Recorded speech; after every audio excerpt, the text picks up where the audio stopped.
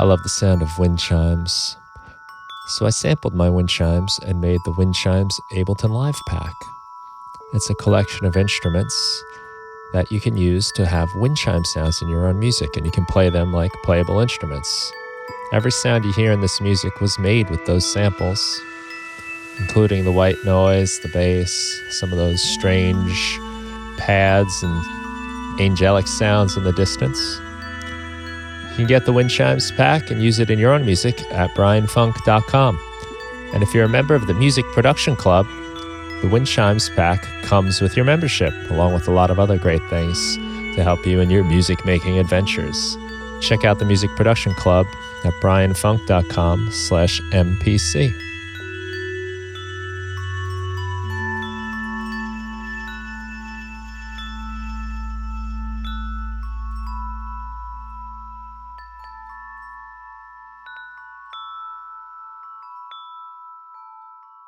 How's it going, everybody? And welcome to the Music Production Podcast. On today's show, I have Bobby Huff, Dr. Bob. Dr. Bob does the music surgery on YouTube. I've been following Bobby's work for, I think I found you right as the pandemic started. So there was a lot of good information and stuff to keep me busy and entertained. And it's quickly became one of my favorite channels on YouTube.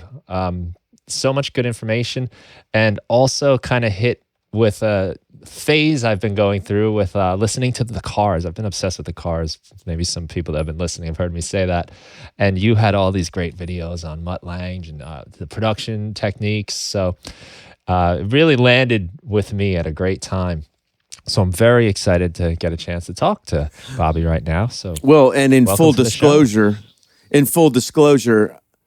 I paid $500 for him to say all that. So I mean, you know. How do you get a guy to say that much nice stuff about you as soon as a show starts? Let's do this every week. That sounds good. Well, it comes from the heart. I mean, as you can see, Thanks, I'm representing you right now in my music surgery t-shirt. Yeah, man, he's repping the swag, and he's saying all this nice stuff about me. You know, we should end the show now, and this would be perfect. It can't get worse than this. This is like the peak of the show. Right. All right. I'll stay. Well, I appreciate you coming on. No, it's my pleasure. It's my pleasure. And I'm very grateful that you watch. I'm very grateful that you wear the swag. I'm very grateful that you're a Mutt Lange and Cars guy. I'm grateful for anyone that will sit and watch anything that I have to say or you know, I throw a lot of stupid stuff in to try to get a laugh because, hey, we all need a laugh. But I try to impart a little bit of the way that I look at the channel is I try to impart a little bit of what I wish someone would tell me or would tell me when I started or would tell me when I'm trying to get this effect or why does my mix sound like this? Or why don't my vocals pop? Anything, the stuff that we all struggle with. Every song has its different struggles. Every song, you know, some of what you learn in the songs before it apply, and then sometimes you're just stuck again. Yeah. So if I can help anybody get unstuck like other people have helped me get unstuck, then I'm having a good time, and I'm thankful that you're watching. Well, I'm thankful you're sharing that information because it has been super helpful. And a lot of stuff, you know, I think I put it on Twitter very right before I found you. I was like, how do they get these background vocals on these Cars records? Cool. I'm listening to like Magic and, you know, and I'm just hearing these like, what's happening here? Are there like vocoders, you know? And then I find your video on how to get those, like, I think you were kind of using the example of Def Leppard, but the Mutt Lange thick vocals. And you know, I wasn't even really aware of his work was also, you know, with the Cars and Def Leppard, but like as soon as I heard it, it was like, exactly, that's where that sound is coming from. Well, yeah, his work is endless on so many hits that you know or you don't know that he was on. I mean, Michael Bolton, Britney Spears, Backstreet Boys. I mean, even besides the stuff we know like Shania, AC/DC, Bryan Adams. a lot of the sound too, especially you said magic. Oh, it's magic. That's him. That's him singing those. That's not Rick Ocasek or Benjamin Orr. I mean, he's got that, oh, it's magic. And he's kind of developed this character that you hear in Def Leppard, you hear in Bryan Adams, you hear and stuff like that. And it's so freaking cool. And, and a lot of singers, like Bryan Adams and Joe Elliott from Def Leppard or whatever, will emulate his style because it sounds so good in music. And, through the years, I've worked with a lot of people here in Nashville that have worked with him on the Shania stuff. And there's some other connections that I have with him that I mean, this sounds crazy, but I'm not allowed to talk about right now. We'll do it on our next show. But I've been, and I'm best friends with a guy that used to be Mike Shipley's assistant. And Mike Shipley mixed all those, the Shania records, the Def Leppard record, the Maroon 5 record. So through the years, I've kind of gotten a lot of information about how he did things and why he did things. And even if you're not trying to make your records sound like his records, they work in so many contexts that it's valuable information. But I love that you're in a Cars phase right now. And I love all the Cars phases, but when I was a kid in high school, Heartbeat City, the one that Mutt did, was when I heard Drive, I just thought, what? I've never heard anything like this. What's going on? Right. What's going on? You know? Amazing. It is a beautiful sound.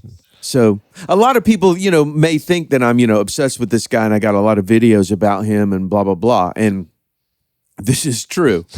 But they're valuable techniques in any kind. If you're making an EDM record or a rock record or a country record or a modern country record, they're valuable things that apply across the board. So if you see one of these videos on my channel, it's not just, I don't want to sound like Mutt Lange. You might want to check it out. See if it's for you. Yeah, that's something I've definitely picked up on what you're doing. Is there are, like I think of like those it's very 80s sound, but it works over so many different styles and time periods. And I think it's cool that you have an ear for like what's going to work in a wide variety. Because it seems like you're producing all kinds of music from what I can see. You're not, it's not like you're in one vein, but you're able to take these different techniques and know when to pull them out of the toolbox and when to. Yeah. And just like he did. I mean, I'm this morning I worked on the TV and sync thing. Yesterday was a country song. I'm working on a pop artist that's straight up very programmy and very, precise and vocal aligned and tuned. And so, yeah, because I'm thankful that I'm all over the board. I like working on all kinds of different music, but when you're like this day to day, it's helpful to find tips and tricks or whatever that can get you to the mix that you want or the production you want quicker. Because, man, it's not like in the 80s or the 70s when you got, a year to make a record or 4 months to make a record and a big budget and all. Music now, in the real music world, is you're going to write a song today, you're going to do the track today, you're going to get all the vocals today. Tomorrow, you're going to comp and tune all the vocals, and then the next day you're going to mix it, and that's probably what's going to come out. The days kind of tracking and then take a while to overdub, and you're going to a studio, and then you get all the tracks together and everything, and then you send it to a mixer, and then they mix it, and then you have mixed notes and you send it back. multiple studios over weeks and all that. That's just not how it works anymore. Most of the songs that you hear released were probably the demo, or just they took the demo and spruced it up a little bit. Maybe beefed up the drums, added a couple extra guitar parts, some more background vocals. Now in the pop world, you still see, where there's lots of money, you still see things going to mixers like Sarabin and stuff like that. But in general, everything's quick. You got to be fast. We want it now. Even in writing sessions, the old days when you'd sit around with an acoustic guitar or piano and you'd write the song and you'd get the melody together and you'd write the lyrics together and maybe like a day or two, then you'd do the demo.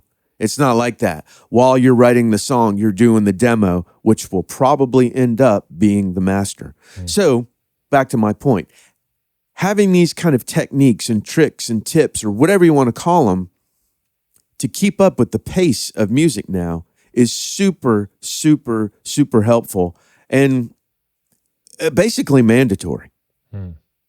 So sorry about that. That was a long rant, wasn't it? No, that was great. But do you have that's the life that I live. Whether I'm out in LA writing or here. I used to go to New York a lot, not as much anymore because everybody moved here. I'm in Nashville. But that's the life that I live, and a lot of guys and other girls like me that are doing my job. That's the pace of it. That's what it really looks like now. Yeah, that's got to be high pressure, I imagine. Yeah, it's high pressure, but you kind of get used to the pressure, and you don't notice it as much anymore. And you can't get, this is actually a really important point. You can't get bent out of shape when you try really hard to make a song that you think sounds great and it doesn't get released, or it doesn't make it on the record, or it gets turned down, or whatever. Because in the music business, if you're in Major League Baseball and you're getting a hit 3 out of 10 times, you're going to make the All-Stars. If you're batting 300, you're killing it. In the music business, if you're successful 1 out of 75, you're killing it. So you have to adjust your thinking to every song that I do is a learning experience, and the people I'm working with is a learning experience, and I'm grateful and I'm thankful that I have the chance to do this, and I'm going to make it sound as good as I can and let it go. Because the music business is a crazy place. It's got a lot of people running it that don't know what they're doing. It's got a lot of ego. It's got a lot of things that are in between your precious work and how it's going to get to the public. So just being grateful for the opportunity to make the music and collaborate with great people and learn from it. That's the music business. The music business. Every now and then you get one out, and every now and then you get a single out that does well, and it pays for all the ones that don't. That's 2 rants I've gone on now. I'm going to shut up and let you talk and ask the questions. This is all about getting you to go on a rant. That's By my the way, job. that's a great shirt. Oh yeah, thank you. Yeah, I know the guy that made it. Yeah, I had that like funny feeling of like, should you go to the concert wearing the band shirt? Oh, come on, man. Is that cheesy? But it's like, No. am I going there to pretend I'm not a fan of the band? So. Oh man, come on! It's a cheesy shirt. I'm a cheesy guy. I love it. Come on, I love it. Right. I guess you don't have time to worry about the pressure. You don't have time to sulk about a failed song. And a lot of times I think it almost doesn't really have anything to do with the song. Sometimes it's just, great songs all the time. It's get slipped away. The microcosm way to look at it would be, do you think Kevin Durant gets bent out of shape if he misses a shot? No, he's back on defense. Right. And the next time he comes on the floor, he's going to take the same freaking shot because he has confidence in his ability and he has confidence in the ability of the people he's collaborating with. Same thing. Yeah. Same thing. We all miss a shot. We all miss a lot, you know. Right. But man, we get to make music. What, like, really? That's the best. That's great. Yeah, So, it is. anyway, Well, it's good that you have that spirit about it, because it's definitely a world that will crush your soul if you don't. oh I've yeah, done, I have jokes with friends like, you work so hard putting this thing together, and then you put it out, and the post you put about your dog like chasing his tail gets 20 times as much attention as your hard oh paper. yeah. It's just No, the norm. I heard Vince Gill said something about you spend your whole life to learn how to play. Vince Gill is a phenomenal country singer and guitar player. He's a legend, and his talent is that good. I mean, the guys in Toto would say Vince Gill's awesome. Larry Carlton, jazz guitar player, would say Vince Gill's awesome. So anyway, he's married to Amy Grant. He's a longtime, incredible artist, singer, songwriter, guitar player, toured the world. I mean, legend here in Nashville. And he's famous for saying something like, you work your whole life to practice your instrument and collaborate with people to write songs and to write the best song and put your whole emotion in it and everything you've got into this song that cost $1, the same as a fart app on your phone. So that's the truth of music and where we're at. So yeah, and most people aren't even paying that, right? yeah, right, right. So That's one way to look at it, right? yeah. Maybe we should go into the fart app business. Maybe that's what Vince was telling us. That's the answer, right? Stay tuned next week. So how did you get going in all this? Because you've been at the game for a while and working hard along the way to get into this, like, I don't know if it's an inner circle or whatever, but, to build a career doing this.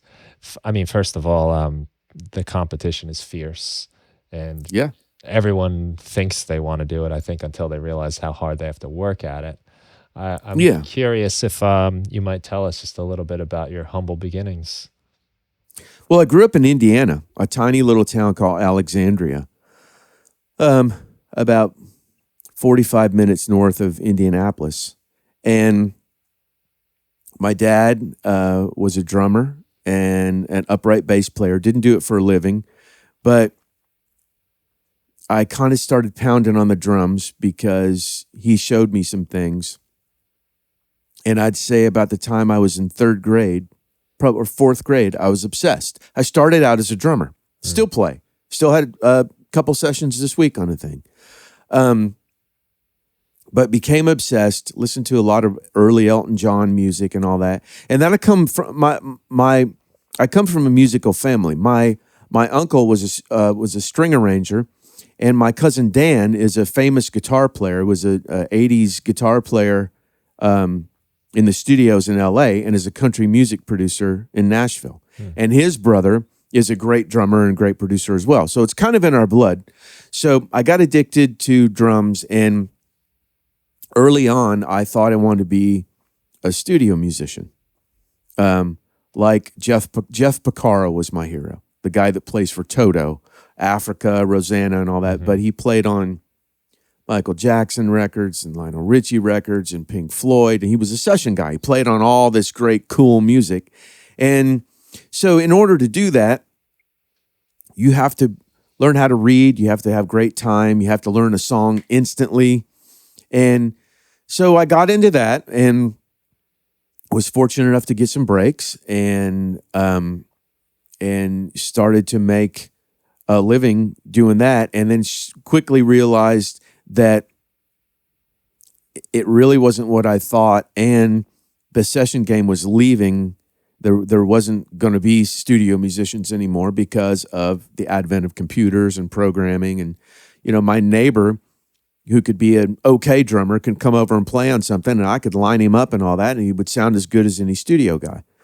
So early on, I had a real interest in Mutt and David Foster and guys like this that seemed to like really be people that would guide a record, that like really had their hand in songwriting and production and how the record would sound and how to coach people to sing and the right parts and all that. So I bought a sequencer and some samplers, and I knew enough about keyboards and taking piano lessons, got into that, got a little better at that. And then to make a living, I went out and I played drums in a country group called Blackhawk, who had, I don't know, 4 or 5 number 1 hits. I was their sideman drummer. And excuse me, I had a thing pop up on my phone. I mean, we toured all over the United States, Canada, and it was a great living. It was a way to make a living while I learned how to program and do demos and write. And I would drag, it was back when there was ADATs and MPC 60, drum machines, and I'd drag all that into the hotel room all day long and would record and mix and learn how to do it. And then we'd have a show at night. I'd go back to the hotel, drag all the stuff back to the bus and go to the next city. And I wrote enough stuff and got good enough at demos to convince somebody to give me a publishing deal. And got a publishing deal and had a lot of people help me along the way, get me connected to other writers and artists, especially a guy named Barry Coburn and his wife Jewel Coburn, and a guy named Patrick Clifford, that really got me. I really didn't want to get into the country thing. It really, back then especially, it wasn't kind of where my heart was. So they knew I wanted to get into pop and rock, and they put their neck out and got me connected with some big labels in New York and LA, and that's when my writing really took off. I got to write with Brent Smith from Shinedown and Jacoby Shaddix from Papa Roach, and the guys in 3 Doors Down and Drowning Pool and Hailstorm and Cavo and Meatloaf and I mean, I can't remember them. I mean, so anyway, when you have one thing that kind of lands, then everybody thinks, let's get that guy. His song was a hit, or his stuff sounds good, and it kept rolling and rolling and rolling and rolling. And you know, I had a really great run in that kind of rock music, and I would spend a lot of time preparing for writes. If I had to write one day with one of these lead singers, I'd spend a week preparing even just a chorus idea, because I knew I'm not going to waste their time. And this is an opportunity that if I can make a great chorus that really excites them, I got a chance to be on a record and a chance to be on the radio. So I would probably over prepare, because I always thought, you know, Peyton Manning, the great quarterback, would over prepare for games, and he would know, he could read their defense, and he could. And I thought, if a guy that's that great was over prepared, why shouldn't I be? Mm-hmm. You know, that was my standard, and I wanted to win. I wanted to make great music. I wanted to hear a great singer sing it, and for all these people that, you know, helped me along the way, I wanted to make it on a record. I wanted to get a hit, and it worked. And I've been able to have a publishing deal ever since, and continue to write with writers, and some in country, some still in rock, pop, film and TV, and, you know, just been super lucky, worked super hard, and feel like I've gotten better at my craft and learned from everybody along the way. So that's, in a nutshell, that's kind of how it's happened.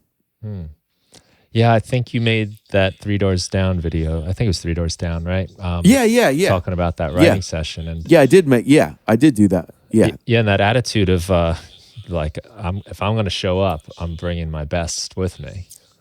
Absolutely. I mean, it's so rare to get these opportunities. So you better be on your A game and really bring something.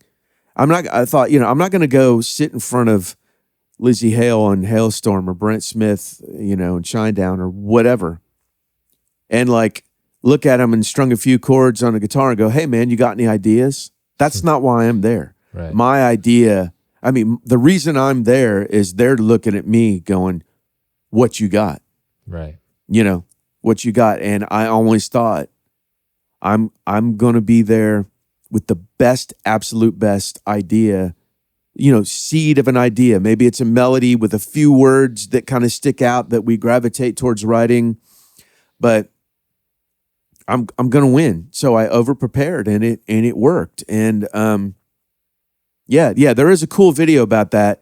I think it's my 3 Doors Down hit or whatever on my channel. It's Music Surgery with Dr. Bob. And that one is a pretty good video to kind of go into the process that I would take before any of these writes to try to really up my odds to get some great music. Mm-hmm. I think it's a great way to really to approach anything. You know, if you're getting called in to do something, to just be a star, you know, be on top of your game. Like, I'm the professional that you called. Here I am, and this is what I got. Yeah, because they don't need me. They'll go on to the next person. Exactly, right. They've got the career, and they've got, you know, bands like this have enough heat and enough success that if I don't bring them something great, they'll go to the next person that brings them something great. You know, that's how it works. So yeah, man, the pressure's on. But hey, in everything we do, there's pressure in every relationship, in your job, in your marriage, with kids, whatever it is. So, you know, the older you get, you learn how to manage that and be good at it and get the best results. Mm-hmm. Hopefully. Yeah, let that pressure motivate you. Exactly. I know from various experiences of my own, it really helps with any like fear and anxiety as well. You know, I teach high school English. I don't know if I told you that. That's my. I think you did. Job. Yeah. So I mean, that can be terrifying in its own way.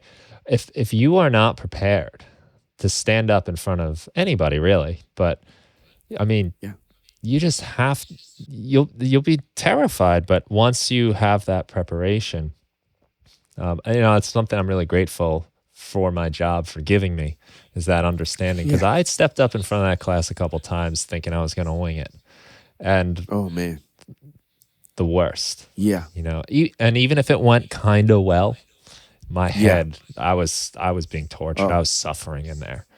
Oh, and they're high school kids? Yeah. Yeah, they're the most brutal on the planet. They can be, yeah. Yeah, definitely. They're like sharks smelling blood in the water. They'll exactly. I don't want to be here anyway, so what do you have to say? Yeah. You know? Yeah, it's a tough audience. Yeah, definitely. No, but like you said, I mean, you prepared and you win. Okay. So how do I apply that to other areas of my life? What did I learn from this? Mm-hmm. You know, I could be a better man. I could be a better whatever by learning how this situation ticks and what I need to do to make it great for everyone. Mm-hmm. You know? Yeah, you know, I put out a podcast this morning, short, 5 minutes, I think. Sometimes I do them just by myself, kind of working ideas out. The power of talking your thoughts out has really surprised me, you know, just to solidify things. But the one I put out today is probably what I consider the most important lesson I tell my high school students. And I don't know if they're prepared to hear it. And it's like, it's simple, but you seem to be like dancing around it with everything you say, is how you do one thing is how you do everything. So where if I have to cut my grass, which I don't really feel like doing, if I decide to see that as an opportunity to practice doing my best, to focus on the attention to detail, to get it done right, then it has more meaning to me. And it's now going to help me become a better producer, become a better person, because this practice of trying hard, putting your best foot forward becomes the normal way of operating, compared to if I'm lazy about things. I'm practicing being lazy. I'm getting good at that. Yeah, I think that's phenomenal. I mean, you just said attention to detail. Hmm. And, obviously we both work in music, we both make tracks, we both write songs, we do. It's all about that. Everything in music is attention to detail, whether the detail is simple or complicated. You could listen to simple detail and like True Colors by Cyndi Lauper, or complicated detail in a Steely Dan song. Hmm. But the attention to detail to know what this is supposed to be.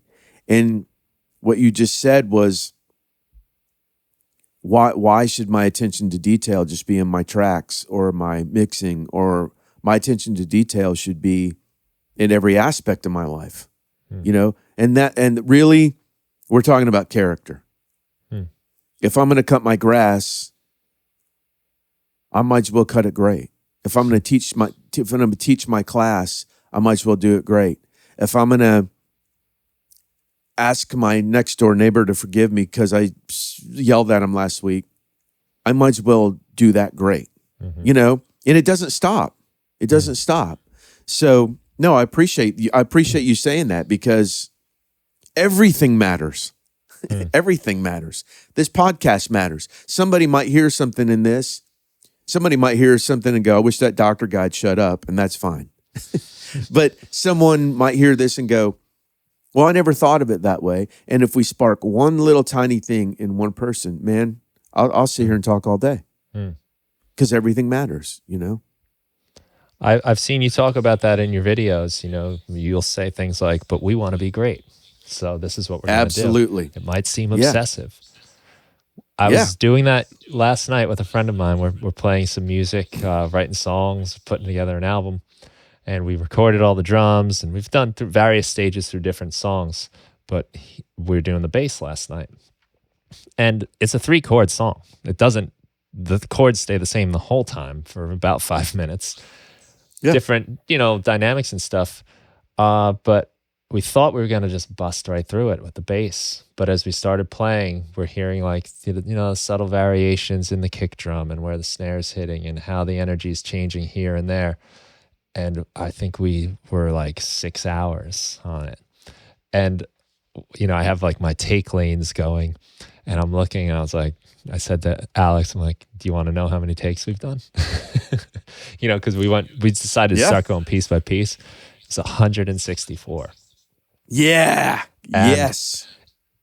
And I think Alex is a great bass player. I love the way he plays bass. It's not a knock on him, and I don't think it's a knock on me recording him. It's just that, like, we got like an okay take. Okay, we're starting to hear it. Sounds good. But then we went and did another, and like, man, that verse sounds so much better than everything else. We have to get in there. And that's just what we did. And it was almost like a moment of like fear of like, all right, we're jumping into the abyss. You ready? Yeah, man. But I'm really glad we did it. That abyss is character, though, because you're being true to your ear. Doesn't matter how long it takes. If you hear something else and he's got to come play bass tomorrow, you're being true to yourself because your ear has developed to the point where your attention to detail is saying, that was wrong, this is right. How do we make the wrong part right like the right part? And I respect that. I mean, hey, sometimes you luck out and you write a song or record a song quickly and you just go, you know what, everything just worked. I don't even know how or why, but I'm thankful for it. But most of the time, we have to follow the instincts and the wisdom and the knowledge we've learned along the way and fix what is wrong. And to have the courage to hear where you're wrong and have the patience to fix it, that's character to me, and it will always be better music. And the character and the courage to fix or to not fix what doesn't need to be fixed. Every song, I would never want to hear a Rolling Stones song that was locked down to the grid. Right. But other songs, like, I could listen to a Lady Gaga song that's locked to the grid and go, oh, that's right. It feels great. Mm-hmm. So our attention to detail also tells us those kinds of, I need to leave this alone or I need to fix this, That's always a tough one for, I think, everybody. Yeah. How do you know? How do you know? Like, because sometimes that's emotion, that mistake, that slight drag or speed up or sometimes we had to make those decisions too. We're looking at the drums and we're like, yeah, he comes in early after that build up, but it's because it's excited. So we're like, it feels good. So he's on top of the beat because he's getting it. Yes. I used to be obsessed about watching the kick drum and the bass and other things like that, the acoustic guitar and the hi-hat, things that. And my kind of rule with myself now is I'm not going to zoom in and look unless I hear a problem. Because if it's a live drummer and a live bass, and they're good, it's always going to be close, but it's not going to be locked to the grid. Yeah. So I don't need to look at that. No one looks at our music once we mix it anyway. Just like no one hears the song with the click in it to know where you dragged or where you rushed. Right. So my deal with myself is you can zero in and look if you really hear a problem that bothers you emotionally, and it's the wrong emotion for the song or the wrong emotion for that part of the song. But if it feels good, then that's the right emotion. Yeah.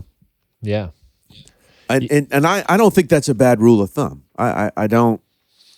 No, because you can squeeze the life out of it that way. Yeah, exactly. When I first got a computer to do music on, I figured all my problems were solved. Like now I'm a super tight drummer. Everything is right. And I put, I was doing drums I was sampling. I didn't know I was sampling, but I recorded 10 different hits of every drum from quiet to loud. And I was just placing them on the grid in Pro Tools. Boom, boom, boom. And I was like, man, this is so tight, And then I play it, and I'm like, it doesn't feel like anything. It feels like so robotic. Yeah. And it was a wake up. Everything became that though. Like you can tune everything, you can fix everything. And then you start to realize that's where a lot of the humanity was in some of those inconsistencies. So it's a tough thing to know when you're editing that away and when you're keeping something. But that's a great rule, because the grid can, that can get in your head. The grid can be the abyss. Yeah. It can be the matrix. And that's one thing, I want to say about my channel is everything that I suggest, just like the people who have suggested these things to me, they all have a time and a place. And they all have a time and a place where they're wrong. If there's I did a video that got a lot of flack about the way that Mutt Lange approaches acoustic guitar to get string noise out of the acoustic guitar, where you'll play a chord and you'll let it ring over the bar line, and then you'll go back up and you'll punch in the next chord and let it ring over the bar line. So where the chords connect, there's never any string noise because you didn't actually play that chord and in time go to the next chord. You added those chords together, so there's never any string squeak. Does that make sense? Yep. Yeah, I've seen the video. I watched all your videos, okay. Man. Well, a lot of people are like, well, that just takes the life out of music, and squeaking is part of acoustic guitar. And why would now it sounds like a VST guitar. And it's true. I didn't disagree with any of them. Like, hey man, I'm not saying this is the right way to make music. I'm saying when you've got an A&R guy and an artist that's looking at you while the song's going down, and they say, hey, the string squeak is getting in the way of my vocal. What are you going to do about it? You better have a technique. You better have an answer because you're under the gun and you're getting paid. So I get what they're saying. You know, there's, you know, a John Mayer record or a James Taylor record, the squeak is part of the soul. But, you know, I'm offering a way out if you're in trouble.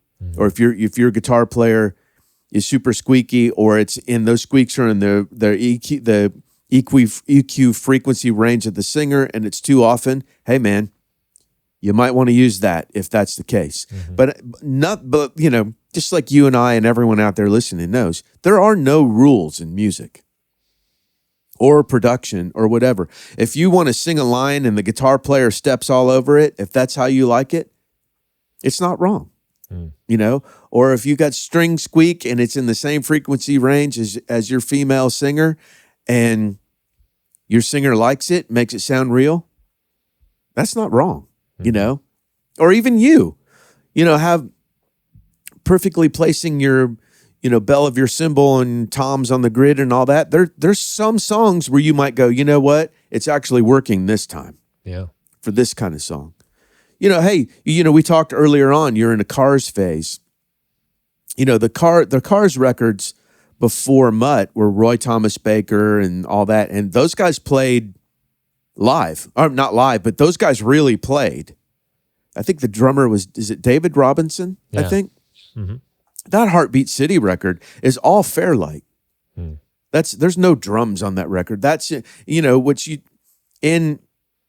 so it was in perfect time, which a lot of those samples sound like the Def Leppard samples, you know, big, thick snare. And Mutt's approach to the Cars and Roy Thomas Baker's approach to the Cars were both phenomenal. I loved them both. Just like Mutt Lange's approach to Bryan Adams and Bryan Adams' Reckless. That was basically Bryan Adams and Bob Clearmountain. I love both those approaches, you know. And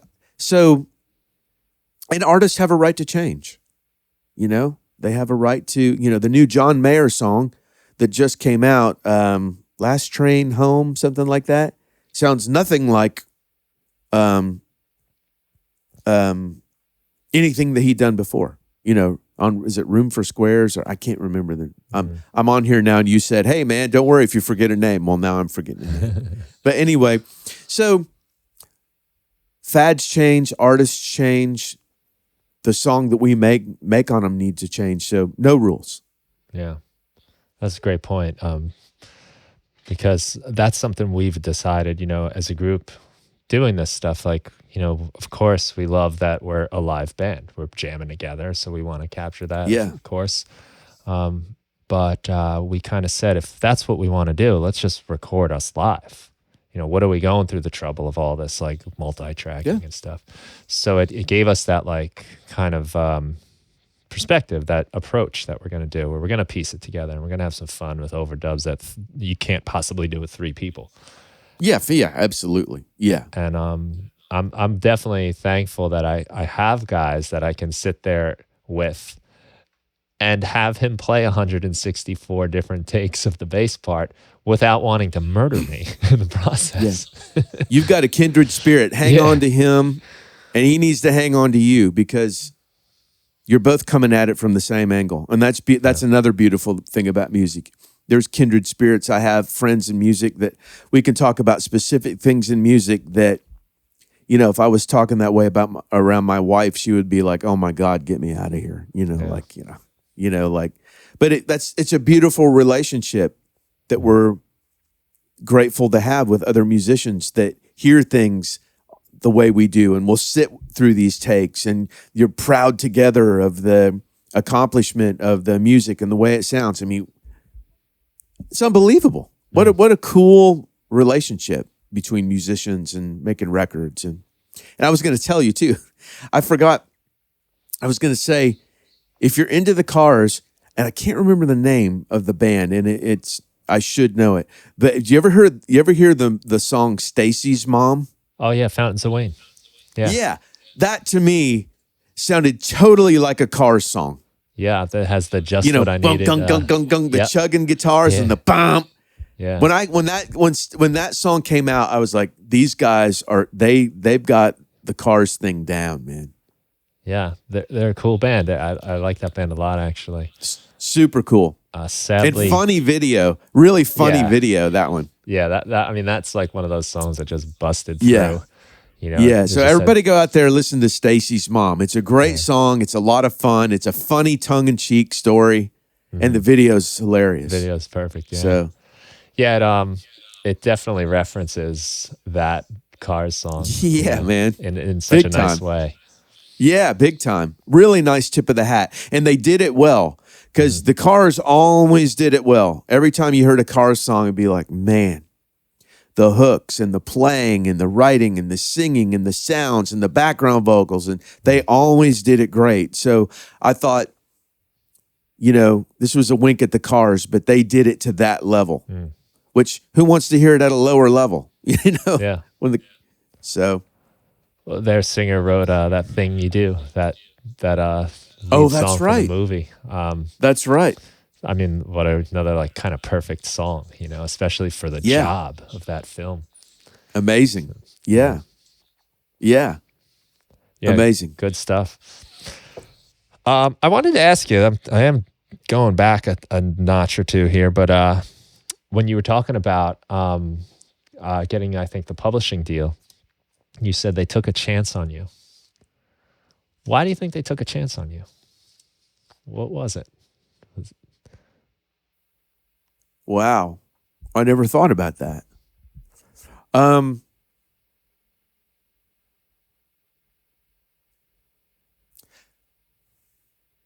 My guess would be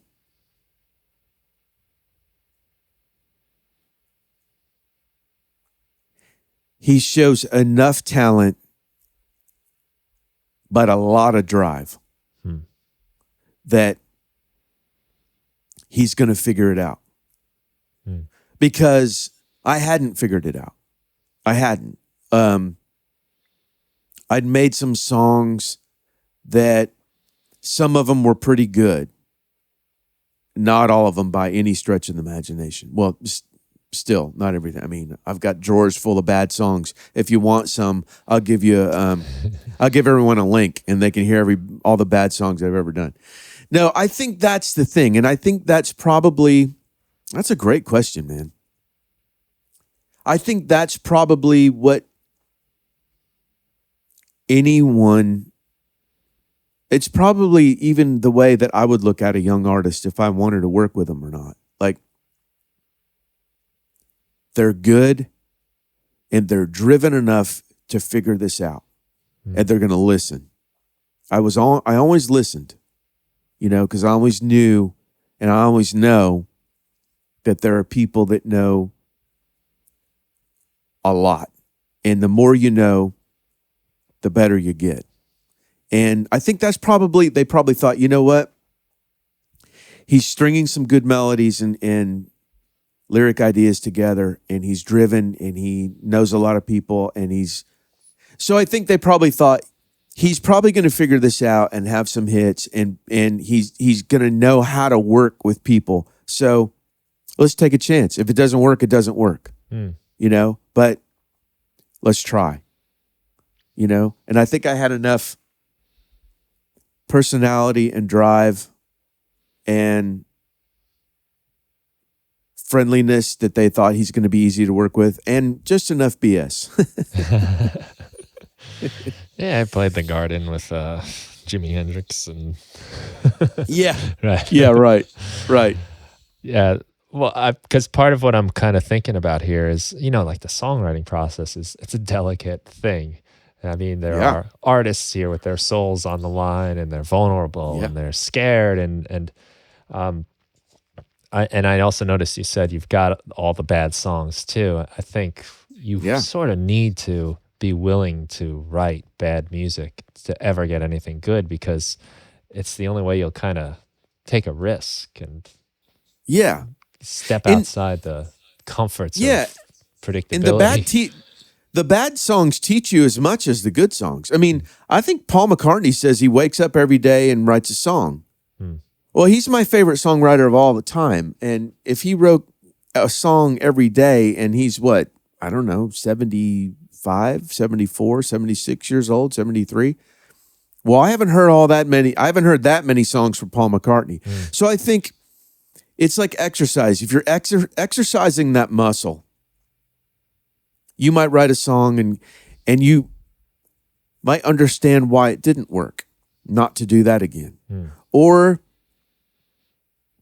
this is a big one. You're writing a song with another person or two other people, and the song didn't turn out the way you wanted or they wanted. But one of their people one of the co-writers, their lyric approach or the way that they modulated into a chorus or the way they would phrase something, you can take away and go, whoa, wait a minute. What did they do? What are they doing there that I wouldn't have done that. I need to learn how to do that. What was their mindset? You know, that line they said there in the opening line of the song made me visualize the rest of the song. I was in a setting. It wasn't just a line that sounded good or a line pertaining to the story of the lyric of the song. I was almost like in a movie setting. Like, how did they know to do that? And why did that work? So anyway, I think the songwriting thing is I don't write a song every day because I have a lot of other things that I have to do. But I write every week, and the more you flex that muscle and the more you experiment, I think you just sharpen your skill. You sharpen. Even if the song didn't turn out great, you sharpen your skill. And another big thing about songwriting is I was scared to death to write with other people at first because I wrote alone and I knew how to write with myself, but I didn't know how to write with other people. And it was the best thing that ever happened because not only did I learn from other people, and other people could be encouraging, or other people could be discouraging, which you learn just as much from. One thing I learned about co-writing is, and this happened to me this morning, when there are 3 people in the room, everybody's an equal share of the song. And the reason that song got written that day is because those 3 people were there. End of story. Now, this morning, I had a seed of an idea, and I took it to a great writer, artist, Liz Sharp. And the chorus was pretty much intact. She wanted to change a few things that I thought made the chorus better. But I probably wrote 90% of the chorus. The rest of the song, I sat there and watched her write it in front of me. She got on a roll. She got in a headspace. She got in a spiritual frame of mind, whatever you call that, in the zone. And she wrote the words, and melodies were coming up so fast that it was hard for me to grab my phone just to voice memo it and record it to keep up with her. She knew exactly what needed to be said. The melody to the chord changes that brought it down a bit from the chorus, but still the melody and the chorus elevated. All these things were happening in front of me. And the main thing that I've learned from songwriting is shut up and let her do that, because she's getting something now from the universe or God or whatever it is that promotes us to write songs. She's getting something. She's receiving something now that you're not. So it's your job to stay out of the way and dictate, and it's her job to be on this roll.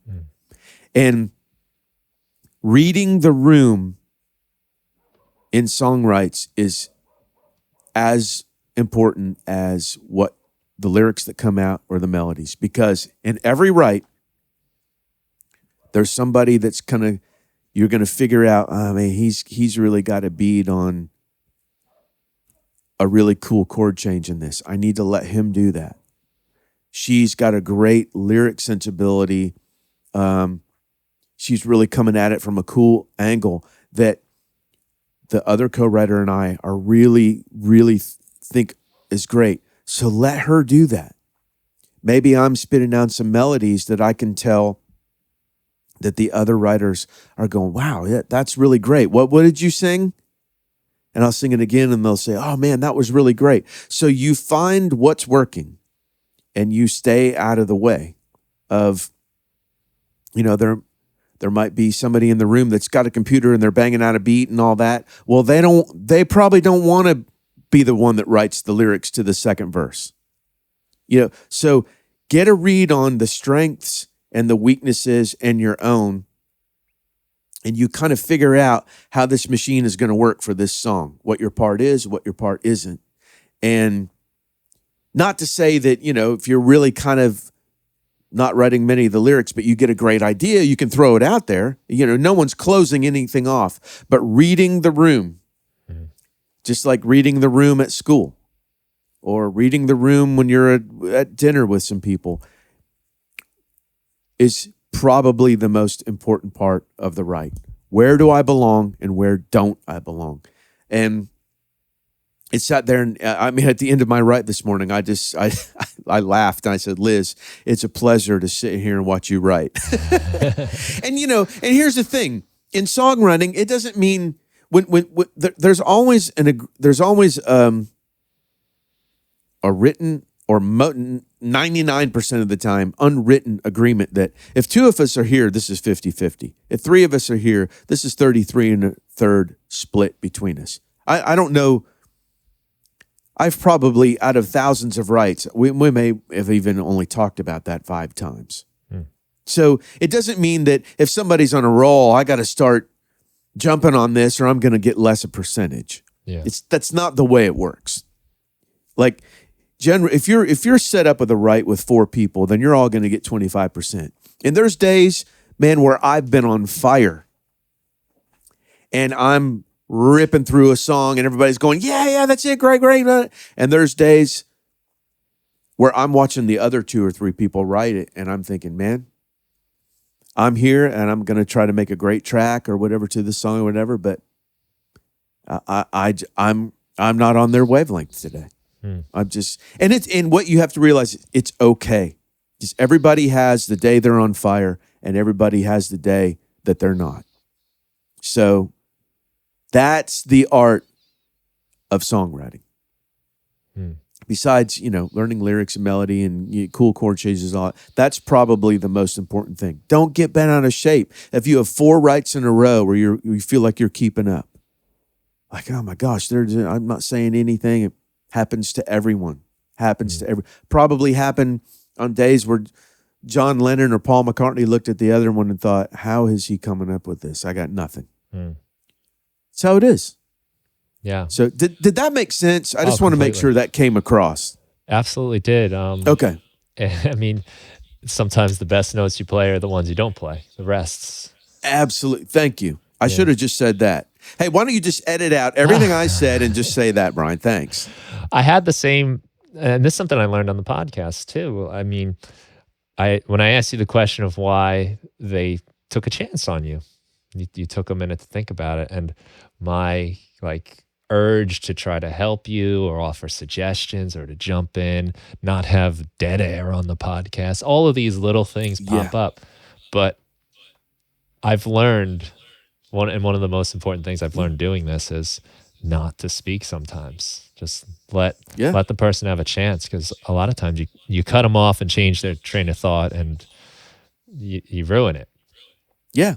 That's great, man. You're a great interviewer. I mean, this is fun. I appreciate, again, I don't know if I said it at the beginning, but I really appreciate you bringing me on here and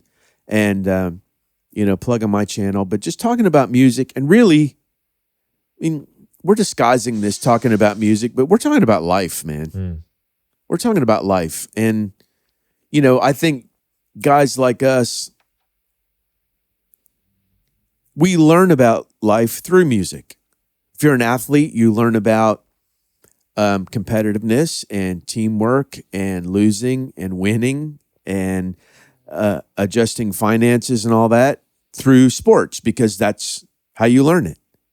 Our apparatus for learning about life and collaboration and winning and losing and partnership and teamwork and shutting up when I need to and letting them speak, and our apparatus has been music. So it's interesting, people learn the values in life through different things, and guys like us and people that are watching, we've learned a lot of our lessons, valuable things through the apparatus of music.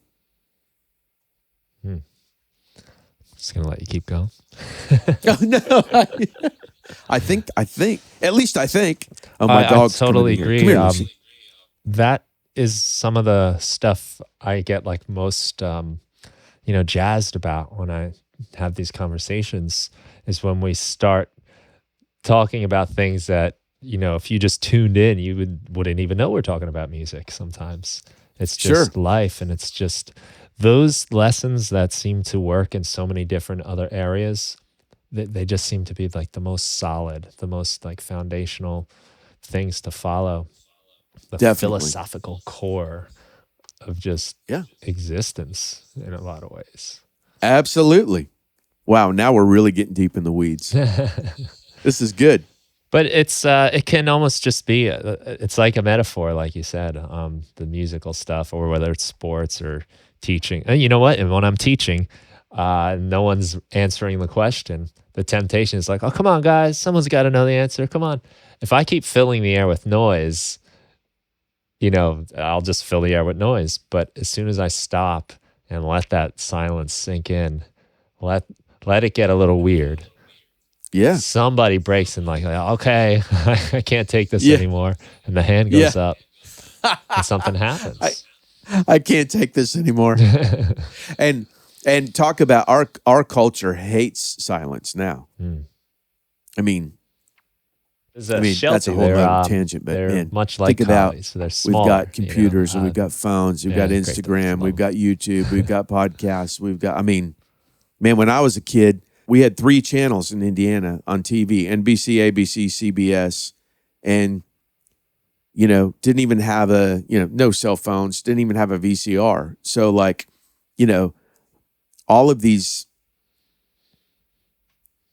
there was a lot of time for quiet or being outside or practicing drums or whatever. Now, man, everybody's got a million things coming at them at once. So silence is, I think silence does make a lot of people nervous because we're not used to it. Yeah. Well, you don't have to be bored anymore. Yeah. Yeah. Overstimulation. Yeah. Next time you go to a restaurant and if there's a wait, look around at all the people like that are outside or in the waiting part, to get a table. Every single person will be on their phone. Yeah. Like families, couples, where everybody's looking at their phone. It's like, that's the way we do it now, I guess. It's almost like a pacifier of sorts. Totally. I see it in my students. And I think this year has been especially odd. They're in masks, so it's a little harder to tell if your buddy's like smiling when you say something. But I can walk into my class, if they're there before me, almost invariably, it's dead silent. It'd be filled, dead silent, but everyone's on their phone. Yeah. And I've been kind of playing around with this like thought experiment. I'll ask you what you think. I wonder if I grew up now with all of these things and constant ability to fill my attention, never be bored. I wonder if I would have been bored enough to pursue some of the creative things like picking up the guitar, or I used to love to draw. Would I have done that? I wonder if you have any thoughts. Do you think if you were in the modern day, would you have, and maybe, you have a very musical family, you said, but do you think that would have affected you? Well, here's what I have to say to that. in general, the singers, guitar players, bass players, drummers, keyboard players that are 25 years old now, compared to the level of talent that they would have been in 1987, aren't even close. Because In which way? I mean, They're not close sorry, to the past, or in this way, you take a guy like let's say the guy that played for Toto, that played on Rosanna and Africa, and played, was a session musician. He played, just like the drummer, like I talked about earlier, played on all these records and TV shows, and had to come in, get their gear ready, set up, read a chart, listen to it once, nail it, next song. Nail it, next song, next studio. These guys were killing it and playing things at 19, 20, 21, 22, 23 years old that hardly anybody that I ever see is even close to that, because they didn't have the distractions. They didn't have the distractions. They sat in their room and they practiced, and they wanted to get good at that. And now there are some amazing players on the internet, and some, virtuoso, YouTube stuff that you can find. But I'm saying in general, the people that are around Nashville, around LA, that are coming up, that are playing and singing. I mean, same thing with singers. Like, well, look, they're all as good as Xbox as they are at their instrument. What does that tell you? Maybe I'm just the old fart on the internet talking about this stuff, but that says a lot to me, because I wasn't as good at anything else as I was drums, not even close. And singers now, just like, we don't even talk about it. The main, the underlining fact of every vocal session is, I'm going to give you a bunch of takes, and you comp it and tune it up. And, I was watching a thing the other day. It was the Doobie Brothers on the Johnny Carson show. I mean, that takes me back a ways. And it was on YouTube. YouTube, the Doobie Brothers on the Johnny Carson show. They played 2 songs. And I sat there and watched it. And I thought, how are they not pantomiming? They're singing so great and playing so great. Everything was in tune. Everything was in time. Everything was together. And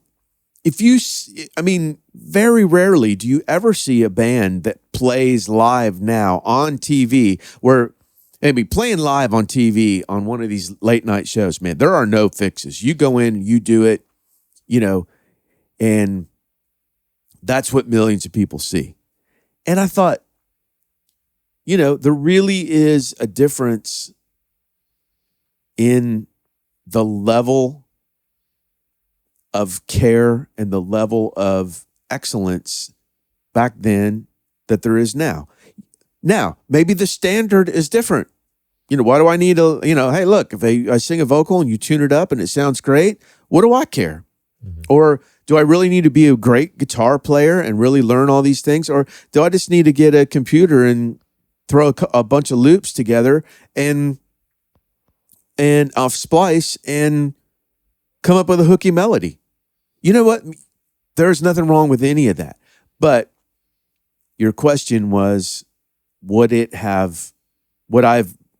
have been what we are today if we had all those distractions? And my guess for me would be no. I don't think so, because I don't see the proof in it. I don't see the proof in kids now being more proficient than we were when we were younger. Or me, you're younger than me, but the music business has changed and the world has changed. And and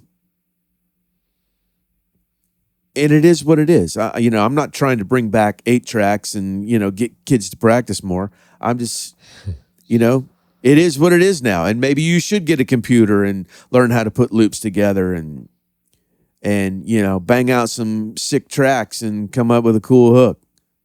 Maybe that is the music business now. And if it is, then we all got to get better at that. Mm.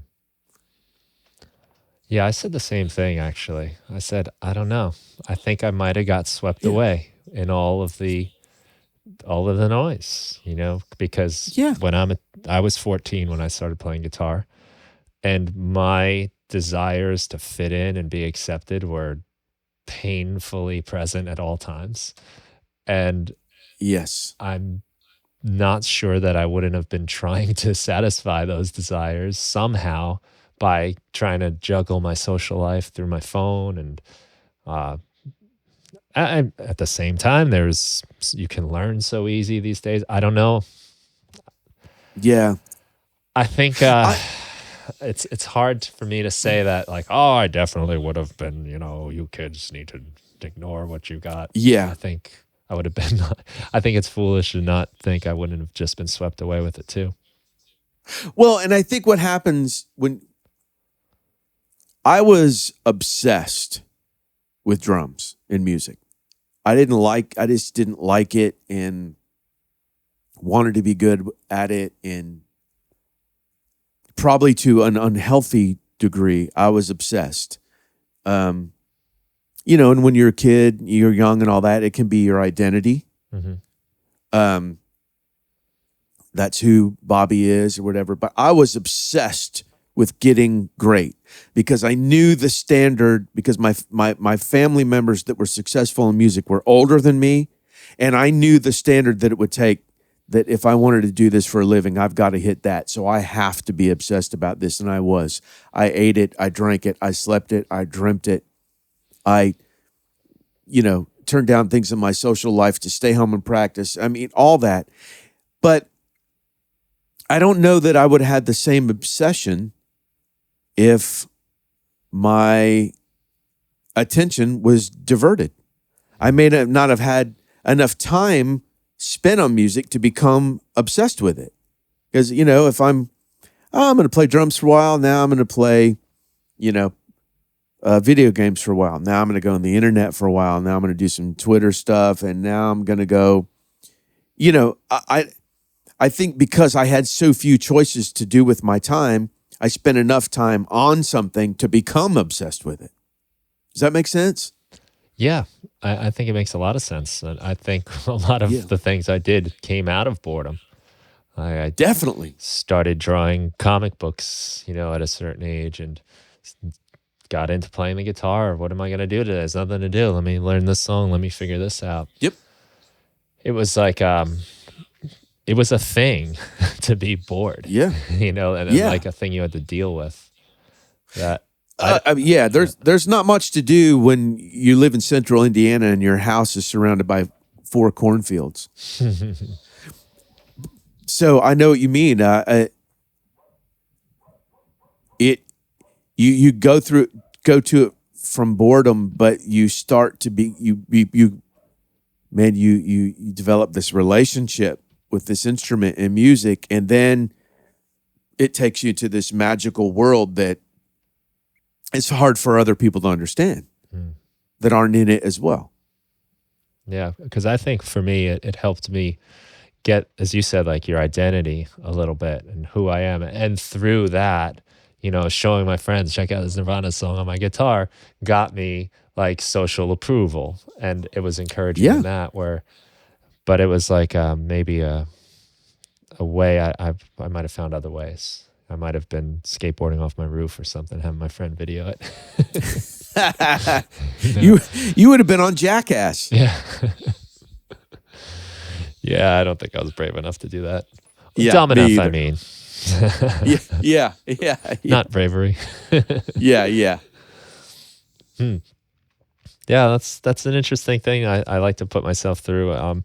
But as you said, maybe that's not what we need as much. Although I think it's hard to deny when you hear someone that just has that mastery. It's a beautiful thing, but we can Yeah. recreate it. Um, do you have any thoughts about on um, any of that being like cheating or the modern techniques where you know how people get right? I'm just curious if you have You mean those, like like as a drummer, compute? right? Like you have Yeah. put your life into it and playing on time, and you probably want that performance. Do you want somebody looping your best bar of the verse over and over? Like, do you feel like that's unfair cheating? Are you the old man on the grass saying, you kids need to practice? And because Yeah. you're also the producer too, where you have the Yeah. magic tools as well.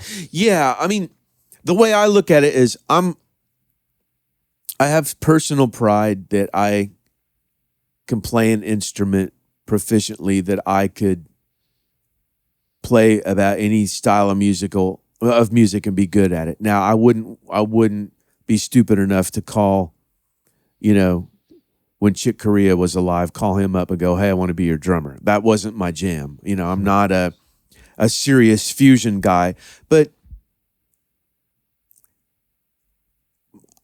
I'm proud that I could play something without assistance. But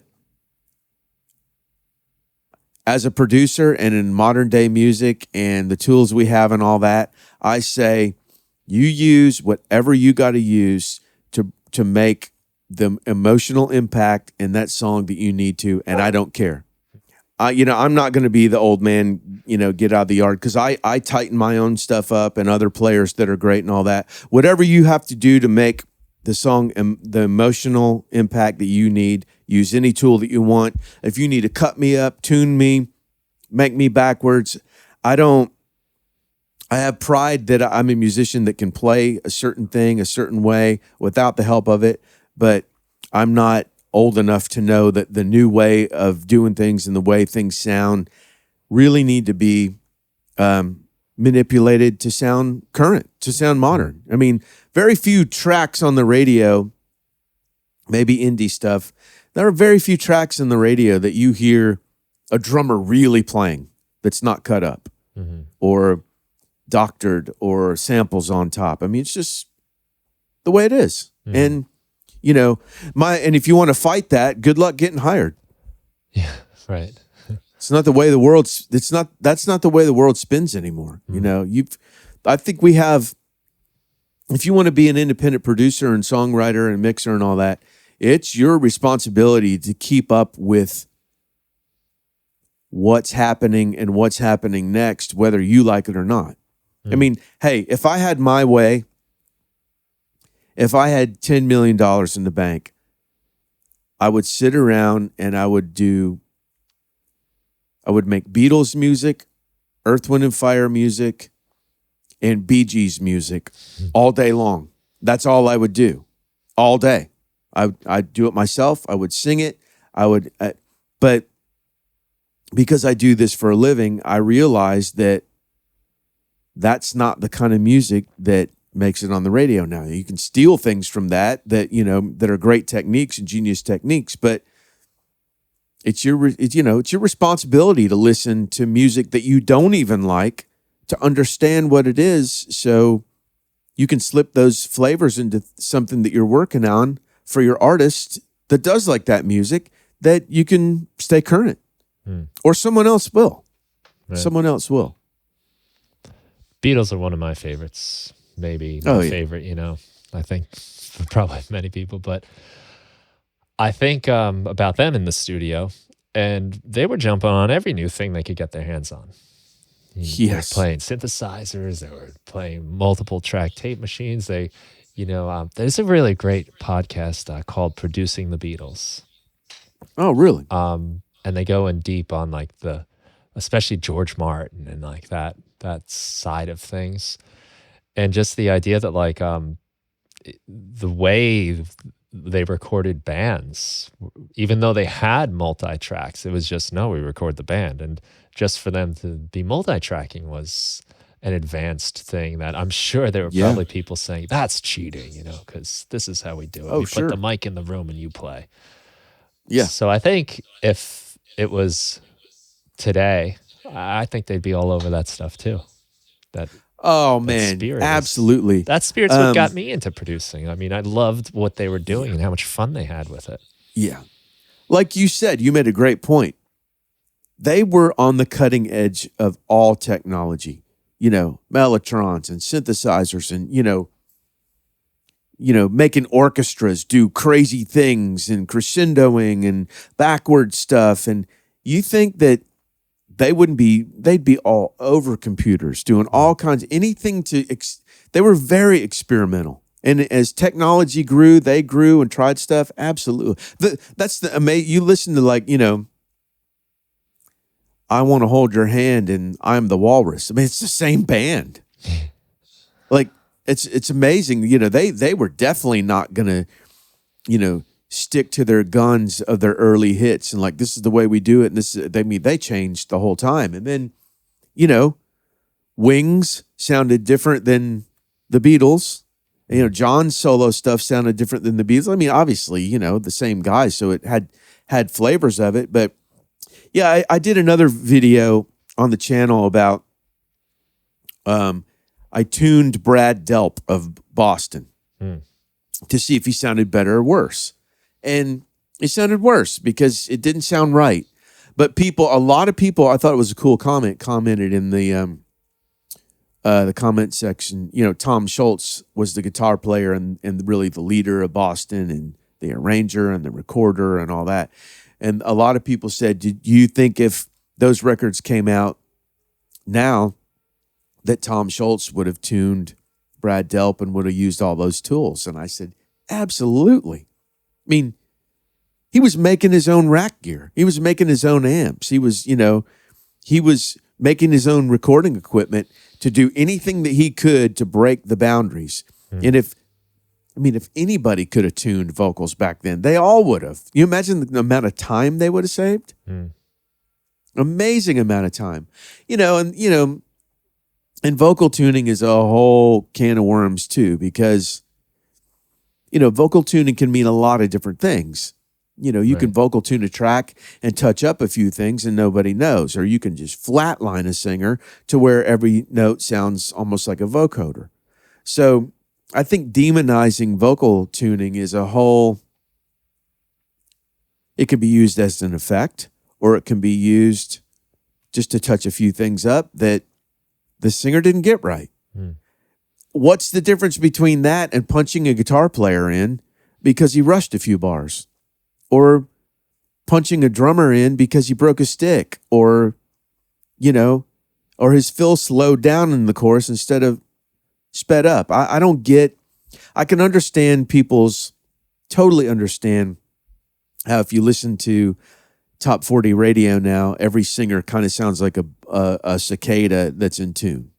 I can understand the flatlining thing, but it's not vocal tuning. It's not Melodyne or Antares that's the problem. It's how people use it.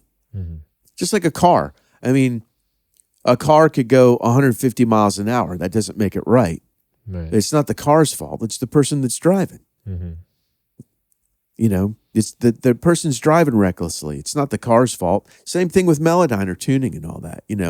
How are you using these tuning aspects to enhance the song and the emotion that you want? Or are you overusing it to where people just listen to the song and go, oh God, I can't listen to another singer that's like that? So I don't know how I got on that. I don't know how I got on the tuning thing. What did you say to make me so mad, Brian? Yeah, I don't know, man. Anyway, there's my tuning tangent. Oh, it was the Tom Schultz thing in Boston. Yeah. Back to the Beatles. Right. And Beatles are my favorite band. Totally favorite band.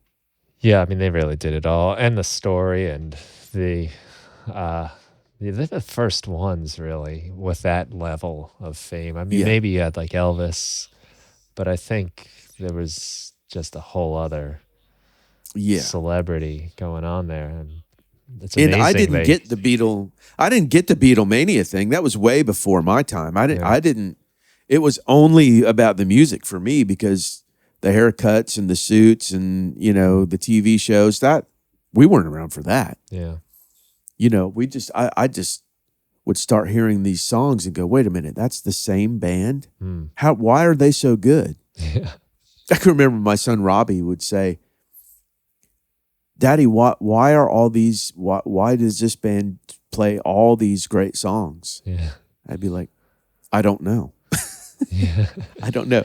I kind of have a theory that Paul McCartney and Eddie Van Halen, God screwed up and they were supposed to go to another dimension and something happened and they ended up here and it was like, well, too late now. They're there. We'll just keep them there. But they really belong in a hyper dimension of, of of of more of more wisdom and more beauty in music. But since they're in planet Earth, we'll just Yeah. oops, I won't screw up again. I only screw up twice. It'll just give us all more ideas. Yeah, we'll help the humans out with these two aliens. Yeah, for sure. Yeah. It's fun too. I like hearing things advance. I love old school recording styles, and I love like that feel you get. I'm sitting right next to an 8-track reel-to-reel machine. Are you really? Yeah, I Oh, love that's it. great. Tascam 388. It's got the Yeah, mixer. Oh, I had one of those. it's a magical machine. It really Yeah, is, and it almost has its own sort of like time correction and auto tune in it, just because it warms things up so much. It forgives you, whereas yeah, sometimes when you're recording digitally, it exposes the problems. This kind yeah, of like puts a definitely. blanket on you and makes you feel Yeah. nice. Oh, yeah. It can smooth out some things it's got its own forgiveness and magic for Mm. sure.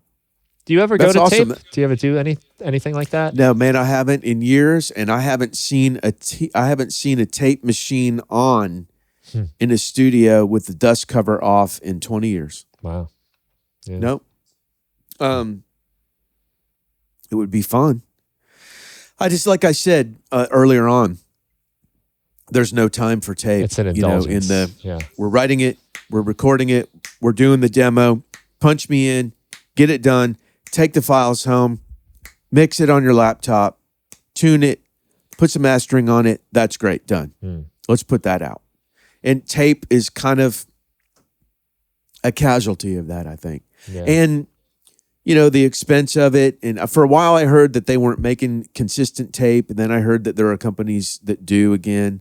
So I think that's just a casualty. And I'd love to at least record a few bands on tape. And if it needed, edit it, transfer it to Cubase and do that. But I even love the smell of tape. Like when, The you know what I'm machine has a saying? smell, Like yeah, it people does. out there probably don't even know. Like tape smells when the machine gets hot and the tape's on there. Man, that smells like a recording studio. Yeah, it does. And It's a living thing. It has like moods, like yeah, things work, they don't work. Sometimes it's sounding great and moving along, and other times it's like, what's wrong with you today? Your meter's not moving. And then if I there, blast click. enough level through it, it'll just start going again. Yeah, oops, time to work. Wake up. We need to get a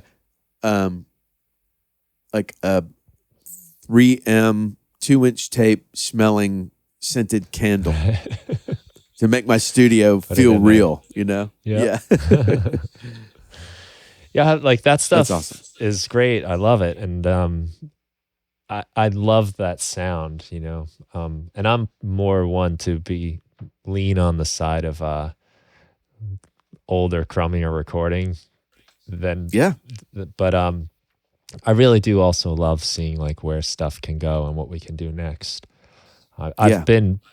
I've loved Weezer like my whole life, and some of those early Weezer records were like defining musical records for me. Yeah. Pinkerton, the Blue Album. and they're Pinkerton especially really raw, noisy record. Blue, Rick Ocasek produced, so that's got a nice thing to it too. But the new record called Van Weezer is man, I'm like loving it, like more than I've loved their stuff in a long time. And it's slick. It's highly produced. The drums are reinforced by samples all over the place. I feel like I can hear some vocal tuning occasionally, just fleshing things out. Not to take away from, they're obviously like masters at their craft, but it's just so fun to hear this like really modern rock record that just feels great. Sounds awesome. Great songwriting. Have you heard any of the DGs? No, I'm not familiar with them. DGs. The DGs. Oh, is that the Foo Fighters? Yes. Yes. Okay, they're doing it's like a the disco. Foo Fighters doing Bee Gees songs. Oh, they're covering. And man, it sounds warm and fat, and I don't know, but I've heard a couple songs, and it sounds like it was on tape. Yeah, it's the DGs, like DG Dave Grohl, but the Bee Gees, and they're doing Bee Gees songs. And I've seen a couple things. They're in silk like shirts and like disco pants, and it is done incredibly. And hey, to take on a Bee Gees song, good luck. Oh yeah, go figure out the chord changes of "How Deep Is Your Love." Good luck with that. Songs. Good luck with that, my friend. I mean, those guys. They're in many ways they're up there with the Beatles for me. They're so complex in their chord structure and their harmonic structure, but the drums are so locked and the melodies are so perfect. I mean, I don't even care what they're singing. It just sounds so amazing. And I think that's a band that just kind of got wrapped up in that. The fad, it's just disco. Yeah. It's not at all. Right. Not at all. I mean, there's a lot to learn. I mean, you think Dave Grohl would do a spin-off record of a band that wasn't amazing? He's doing all this Bee Gees stuff. So anybody out there that you probably even if you don't know who the Bee Gees are, if you hear that if you hear a couple of their songs or that falsetto voice, you'll go, "Oh, that." Do yourself a favor and go out and just YouTube the Bee Gees' greatest hits and go down that rabbit hole. And I think you're going to find a lot of value of some beautiful music. They started out sounding more like the Beatles, beautiful harmonies and the songwriting. It's insane. They might have been on that same spaceship as McCartney and I think I definitely. And you made a good point too, because if you listen to some of those early Bee Gees songs and then you listen to How Deep Is Your Love or You Should Be Dancing, sounds like a totally different band, but it's the same guys, just like the Beatles went through different phases, and they're all phenomenal. And reinventing themselves, staying hungry, what's next? And they did both those bands did every phase better than anyone else did. Yeah, I mean, they like created the disco phase. Everyone definitely was just keeping up. Yeah. But that's anyway, cool. I mentioned the DGs. I saw that on maybe a Twitter feed, like the Foo Fighters are going to make a disco record. And, I didn't click on it, look into it, but that's great. Yeah. And it's cool because the emblem looks just like the Bee Gees emblem, but it's the DGs. They just did it. It's like hilariously, incredibly wonderful. I mean, Barry Gibb must be coming unglued because what a great tribute to him. Barry Gibb was is the last remaining Bee Gee who is still around, and actually for a while lived right across the lake from me. No way. He bought Johnny Cash's house here. Oh wow.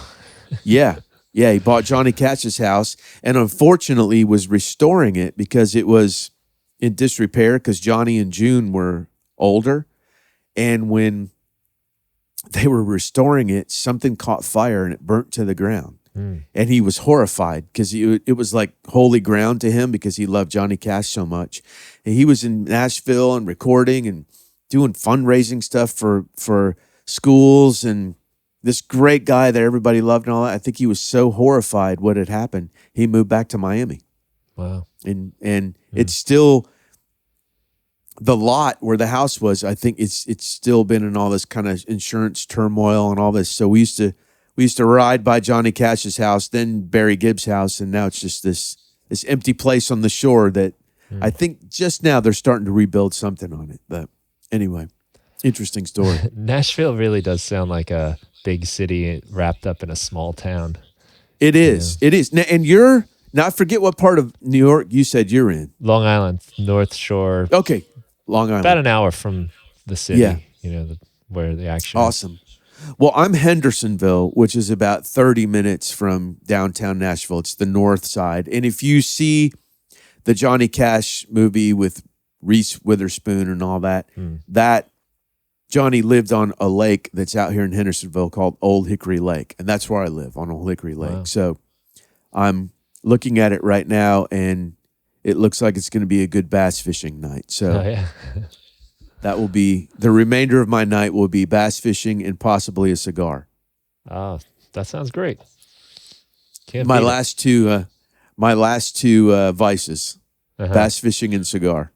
Hey, you got to have a little bit, right? Yeah. Yeah, that sounds incredible. Well, maybe I should let you get to that. I've kept you a long time, and I really feel like there's so much I still want to talk to you about. I loved. Hey, man, tapping. we'll part to it. Part to it. I want to thank you personally for being a fan of my YouTube channel, and the things that you've said off camera are really humbling and really nice, and I mean it from the bottom of my heart. Thanks for wearing the shirt. That's so awesome.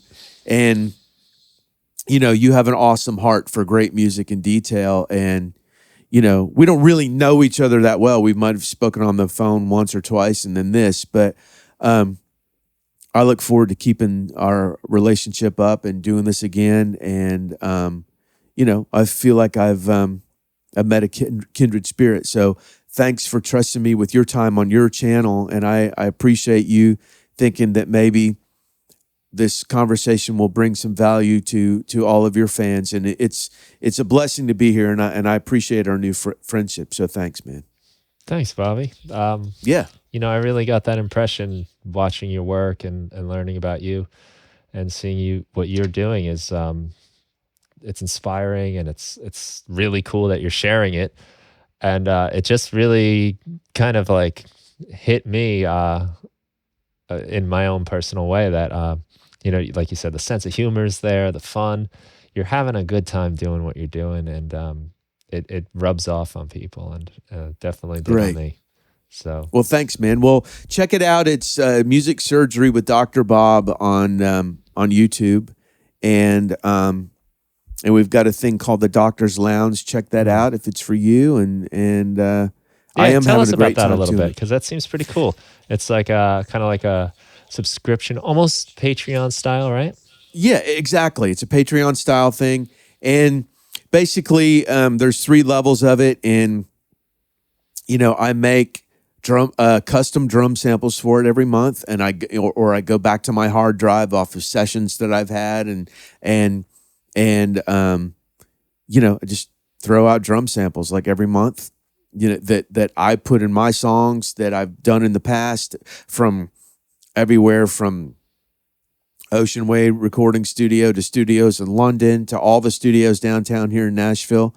And then there's another level where I basically record 2 songs a month of tracks, and I upload the stems. So you can use them to write your own song. You can use them to see what I did production wise, how I stack sounds, make your own song, cut parts out of it if you want to make, do anything with that you want. And then there's another level that includes all that. And also, I do a 10-minute call to help work through your song or through your mix or advice or whatever you're at that you're stuck, and we sit and talk about it, and try to get you back on the right track. It's 10-minute calls usually go way over because, as you can tell by this podcast, I love to talk. But and then also I've even done some house calls for people that we do another arrangement on the side where I can see their studio set up and what they're doing and how they're arranging their plugins and how they record certain things in different frequency ranges or the same one that mask each other or whatever. So just really kind of hey, what can I do to help? Here's some samples, here's some tracks, here's some other things. And it's super affordable. Even the most expensive level is like comparable to one music lesson where I feel like you're getting a lot of stuff. So it's really taken off. I'm really grateful for it. I've met a lot of great people, and it's just part of the community of the channel. So it's very nice. Congrats on that. That's it. Cool. Yeah, I should tell you, you have some drum samples, Jeff Lynne drum samples on your page, right? Oh yeah, I have a store as well, and those were all free. Yeah. So I give a lot of stuff away too. Those are making their way into our recordings. Oh, that's awesome, man. Kind of, that's fantastic. Helping give the snare a little extra energy. That's fantastic. Yeah. I mean, we could do a whole nother podcast on my love for Jeff Lynne and ELO and Tom Petty and all the stuff that he's produced. But that makes me feel great that you're using those. I was pretty proud of those samples, and I can't wait. They would totally be applicable in a Cars type setting too. Yeah. The real boxy kind of boom. So I can't wait to hear your stuff, man. You're going to have to, do your fans, is your stuff ready? Is it recorded yet, or are you still working on it? We're working on it. It's slow go. We're making, if we're spending 64 takes on a bass song, you can imagine the pace. So, but we're having fun taking our time when we can get together. Great. I mean, well, I'm sure you'll be making available to your listeners and your fans and all that, but let's just off camera, let's make sure we keep in touch. I want to hear this stuff. Yeah. Well, your acoustic guitar video, you had like I think it was 4 different guys playing the same part over and over.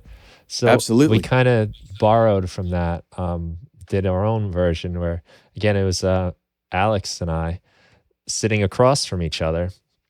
And I had the C414 set in a figure 8 pattern. Nice. So it's picking us up on both sides. We did one that way, and we doubled it. We switched guitars, so we playing our parts on different guitars. Worked out great, panning them to the side. And I love because you know how it can get. We've spoken about this when you're getting into the detail. You can easily lose the human touch, which is the whole point of playing in a band sometimes. But this really gives us that kind of live feeling. We've got 2 guitars on one track and then another 2 on the same. And it just really gives it this, like, I was saying when I was describing it when we were listening, I was like, it's like there's a little party going on over here. People hanging out. And there's I stole all that from Jeff Lynne from, Traveling Wilburys records. But it does give a nice live sound. And when there's enough going on at the same time, it's forgiving too, because all the transients kind of melt into this wall of just beautiful acoustic, thick, bright, dreamy radio, lush. I love that sound. Love it. So, no, I can't wait to hear your stuff. I can't wait to hear. What are you calling it? Do you have a name for the project? We are calling ourselves. See, now I'm interviewing you, Brian. See how I switched it on you. This is my big plan, we're calling ourselves Some Good Evil. Nice. Some Good Evil. That's awesome. That's awesome. Yeah, it's been a lot of fun. We've all played together for years and years, and they're just like you said, the kindred spirit thing, where you can let your guard down. They're not going to judge you if you're getting. I'd love to get silly when I play music. Funny things happen, and I'm of that same feeling when you have like the 3 of us in the room. Even if the entire song comes out of my face when we're playing it, I would never do that alone. Yeah. And it's never that case anyway, but it's just the things I do are sometimes to like get a rise out of the other 2. Absolutely. And the same with them, they look at me and do this or that. And Incredible. It's magic. Yeah. Great relationships. Yeah, I'm happy to hear that that's like how it works for you too. In your Oh, totally. situations, that it's just Absolutely. we don't even talk about it. It's just of Yep. course we're in together. That's it. Absolutely. Yep. It's awesome. Nice. Well, killer, man. I appreciate the time, and call me back anytime. I'd love to do it again, Brian. Appreciate Excellent. it. Well, thank you, and thank you everyone from listening. Check out the Music Surgery YouTube page. I'll put all these links in the show notes. I got a bunch of notes here to put in there, so we'll get those in the show notes. You can check that out. But a search of Bobby Huff on YouTube will take you right there to the good stuff. So have a great day, everyone. Enjoy.